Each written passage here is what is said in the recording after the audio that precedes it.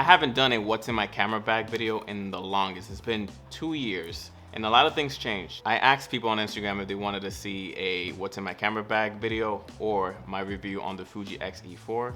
And you guys decided this, so here we go. If you ever saw my first ever what's in my camera bag video in 2019, you'll notice that the bag stood the same. It's the same bag from Amazon. It does the job. I mean, I haven't really gotten a lot of stuff. My setup is very minimal, so I don't need a lot of stuff. I usually take portraits, usually in my house or outside somewhere that I've scouted. I'm sure since 2019, there's been crazy amount of bags that are way better than this one, but I personally don't see no point of getting a new one, so I'm gonna stay with it. All right, so let's get into what's actually in the bag, what you guys are actually here for. First thing that I always bring with me in my camera bag is my Canon EOS R.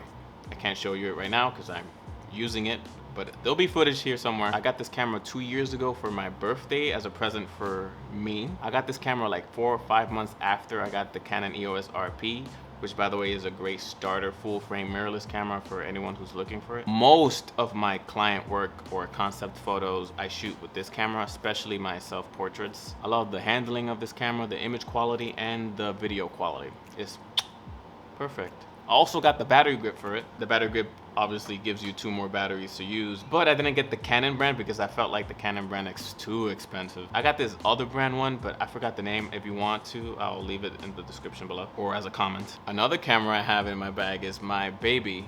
I call her the Fuji Xe4. She's gorgeous. She's pretty, right? Right? I recently got the Fuji because I wanted something smaller.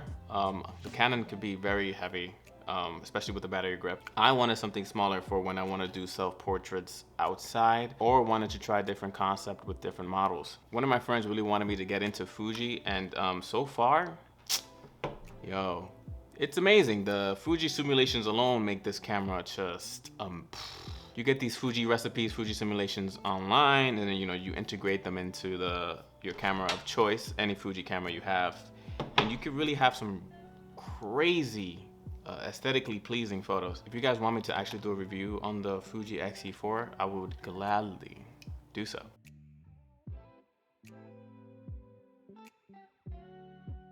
Okay, so let's talk about lenses. Personally, I use only prime lenses. I like how sharp they are. Also, they make you move around when you're shooting. Makes me feel more involved in my work. So if you guys don't know, most of my photos, if not 90%, is shot with the 50mm. And I tell you guys, I use this lens all the time. It was the first lens I bought after getting a kit lens, and I will probably use it forever. Yeah. Forever. It's like 16 years old. I know there's an RF lens equivalent to this, but I don't know. I don't know. I like it. My baby.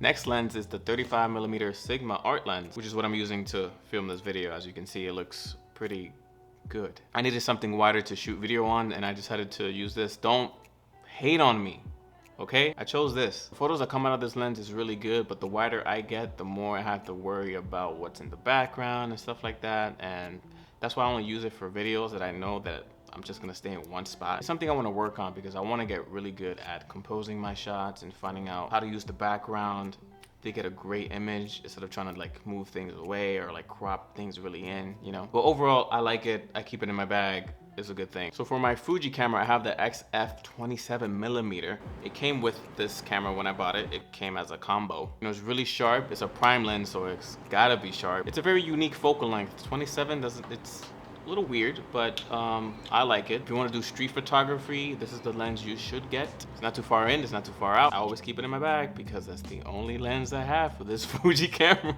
So when it comes to accessories in my bag, the thing that I always try to keep with me is my mic. It's the Rode Video Micro. I got this as a gift from Yo Soy J Ramirez on Instagram. If you're watching this, thanks again. You see me using it, so you can't say I'm not using it. It has great quality for audio. You could use it for a podcast. You could use it for gaming if you want to, but I usually use it for stuff like this to record yourself or record someone else. I wouldn't use it on the Fuji though, because the way the ergonomics are set up with the Fuji, if you flip the camera like so, like this, and then you have a mic in the front, you're not gonna be able to see yourself. Unless you're just recording someone else, then by all means do so. I also got a lacy hard drive in my camera bag. Please get a hard drive for your photos and videos. please. You will run out of space and you don't want to deal with finding space in your computer and things slowing down. Also, get two because you need a backup just in case one dies, and you might think that that will never happen until it does. And how can I forget my Mac Trend tripod? I remember when I got my first camera, I got a very cheap $20 tripod. And then I got my EOS R, and then I started doing TikTok videos with my Canon camera on that $20 cheap tripod. And people in the comments were like, what is wrong with you? They were so upset that I was using a $20 tripod on a $2,000 camera. And they were right, because I would use the tripod and the camera for my self-portraits, and sometimes the camera would be too heavy and the tripod would just tilt, and it almost broke my camera maybe 4 or 5 times. So yeah, whatever. It's my camera. So. After that, I decided to get a better tripod. Build quality is very strong, very sturdy. I love it. So I think that's all the gear worth mentioning in this video. There's other stuff, but they're just SD cards and battery packs, I guess. Let me know in the comments what essential stuff I should put in my camera bag. Also, if you have any suggestions for a better camera bag, please let me know in the comments, and I'll catch you guys next time. Peace.